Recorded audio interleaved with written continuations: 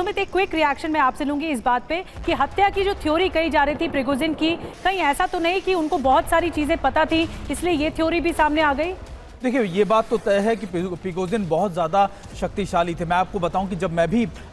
जब रशिया के उन इलाकों में, जब रशिया यूक्रेन की वॉर हो रही थी, जब रुस्तोव, जिसको सदर्न कमांड का एरिया कहा जाता है, हम वहाँ पहुंचे थे, तो ज़्यादातर जो रशियन आर्मी से ज़्यादा हमको प्रिगोजिन के जो वैगनर आर्मी के जो लोग थे वो फ्रंट पर नजर आए। और ख़ास बात ये भी कि बेलारूस को लगातार रूस तैयार कर रहा था कि अगर यूरोप के कोई देश कि कोई आर्मी या फिर उनके लोग अगर जमीन पर उतरते तो निश्चित तौर पर बेलारूस का फ्रंट खोला जाए। और यह भी बात सच है कि लगातार प्रिगोजिन को ही वो चीजें दी गई थी कि अगर ऐसा कुछ होगा तो आपको ही फर्स्ट लॉन्च